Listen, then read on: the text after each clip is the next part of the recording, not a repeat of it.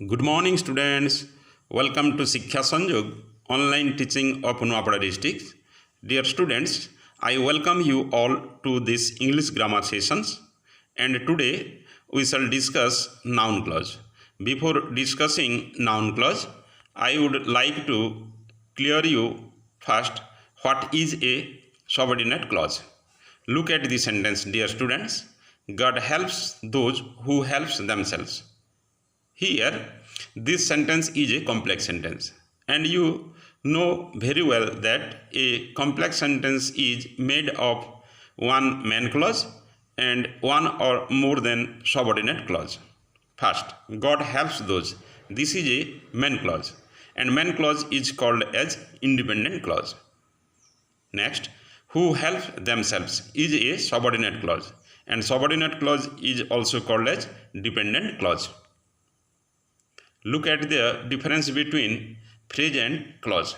First phrase, a group of words. Phrase is a group of words having no subject verb combination. It means in a phrase there is no subject and verb.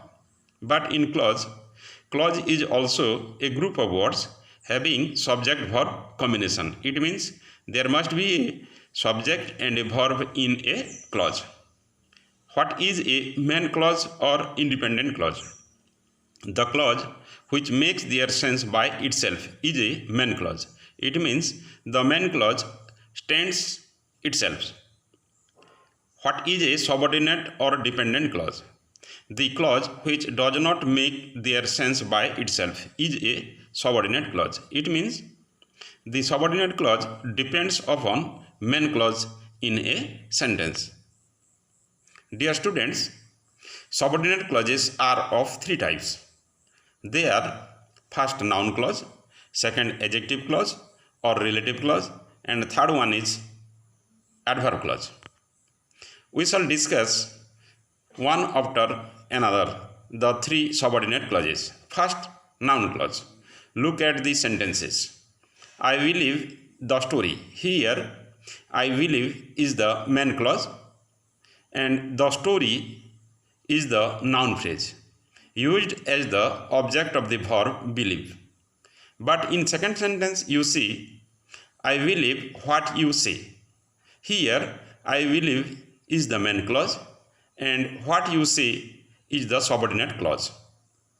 In the second sentence, the story noun phrase has been replaced by the clause what you say. Here, the subordinate clause what you say is a noun clause and it works like object in the sentence. Next you see, Ajay remembers that it was a Sunday. Here the underlined words is a subordinate clause or noun clause.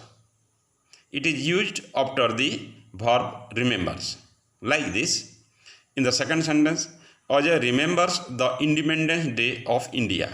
Here, the underlined words is a phrase. It is not a clause. So students, you see, a noun clause begins with that or a question word, that is WH word, or if or whether. So students, a noun clause is one that does the work of a noun phrase. Functions of the noun clause. There are 5 functions of the noun clause. First, subject position or subject of the sentence. Look at the sentence, dear students. What he says is correct. Here, what he says is a subordinate clause and it is a noun clause. It is correct is the main clause. So students, in the subject position, you see the noun clause used in the beginning of the sentence and it is used before the verb.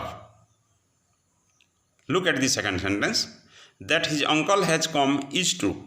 Here, that his uncle has come is the subordinate clause or noun clause and it is true is the main clause.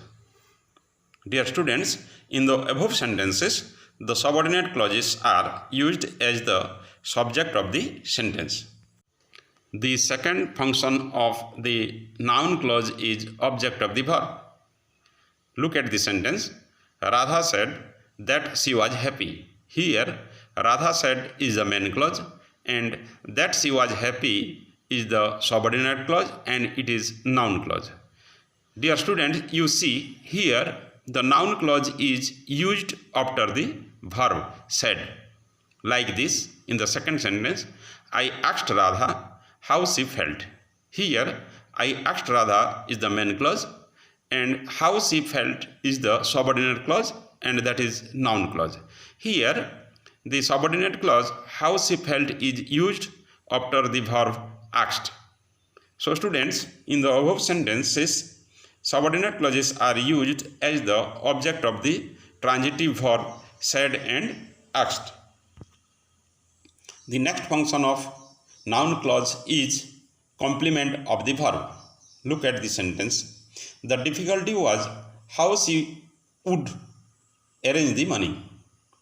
Here, the difficulty was is the main clause and how we would arrange the money is the subordinate clause and it is the noun clause. Here, how we would arrange the money is the noun clause. If we remove this noun clause from the sentence will be ungrammatical. Like this, the problem is who will bail the cat. Here, the problem is the main clause. Who will bail the cat is the subordinate clause and it is the noun clause. So students, if we remove the noun clause from the sentences, how he would arrange the money, the sentence will be ungrammatical. Here the noun clause completes the sentence, so it is complement of the verb.